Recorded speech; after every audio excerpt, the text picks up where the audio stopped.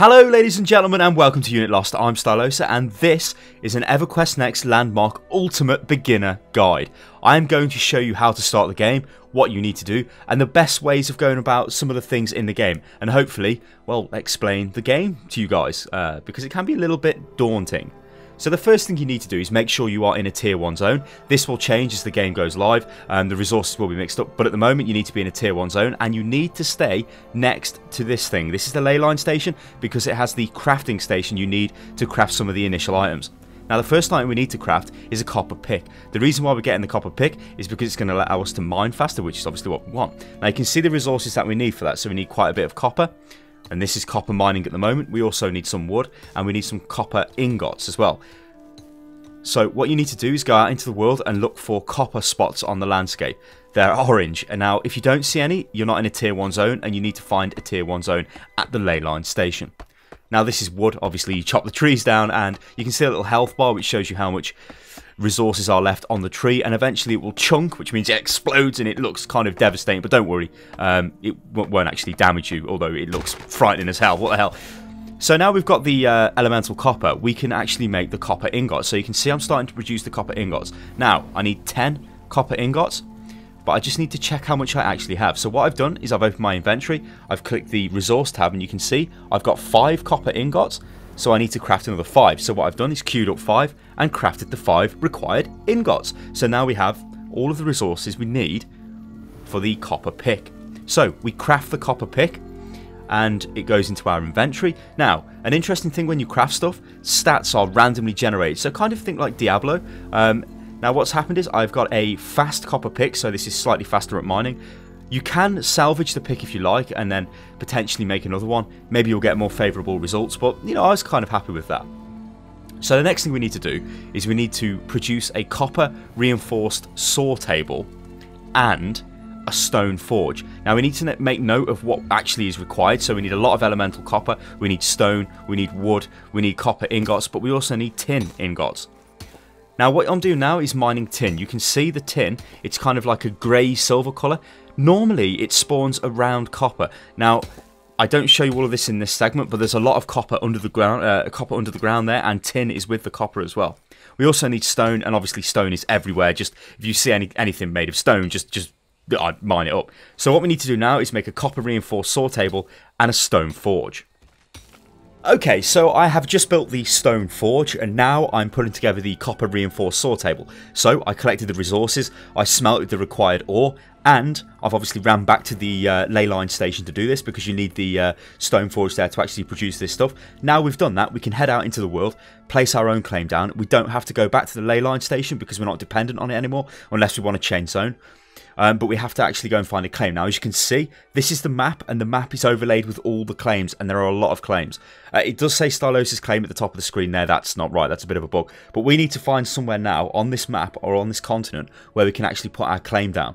So it's going to be a bit of a job because this is early alpha and the game is quite congested. So I found a place to put my claim down, and the claim is being placed, and here we go.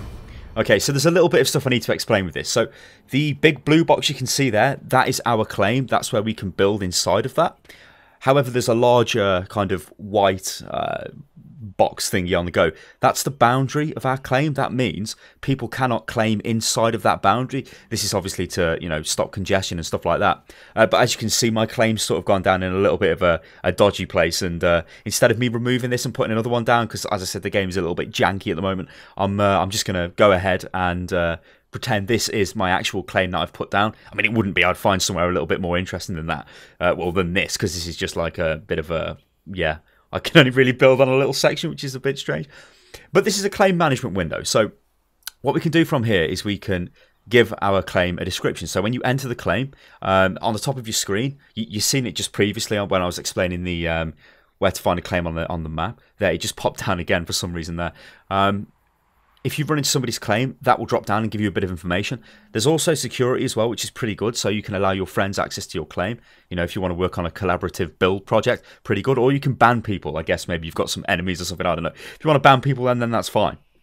So what we need to do now is go into our inventory and take out the crafting tables, so to speak, that we've just produced. So we've got the stone forge and the sawmill type thing. Now, what I'm showing you here is the tools for placing items in the world. Now, by pressing Shift and Tab, you can see at the bottom of the screen it explains I'm going to change the tool. I've gone back to the rotation tool, and I've rotated that around and placed it over there, and that's I guess that's kind of okay. But as I say, this is kind of a dodgy little claim we've got here. And this is a stone forge, and I've pulled that out my inventory and put that down. So that pretty much sums that up. We're self-sufficient now. The next thing to do is to start building stuff. Good lord. Okay, so what we have done is we have opened our inventory and we've opened the little package we get for putting a claim down, and it gives you these tools you can see on the hotbar below. Number 1 is the add tool, number 2 is the delete tool, and number 3 is the heal tool. But what you can see me using at the moment is the add tool. Now what I'm doing is I'm cycling through the various item sizes by accessing the menu on the left. Now if you press Shift and Tab, you can change the way you interact with the item. So you can see I'm rotating it there. That is the scale item. So I press Shift and Tab, and it came to the scale option, and I rolled the mouse wheel and changed the size, the scale.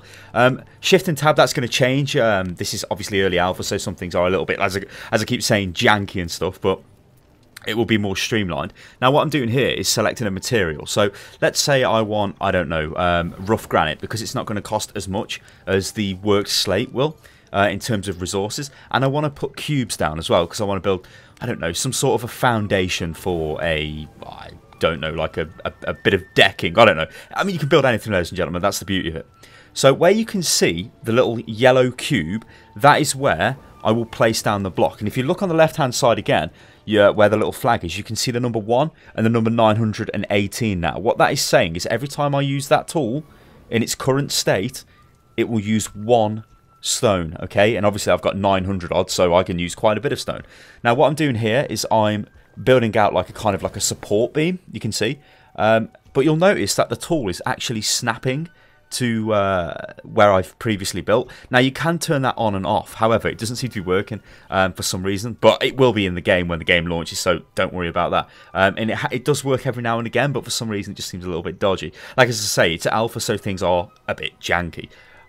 Yeah, so you can see I'm starting to build out this platform, and you can see how easy this is really to build.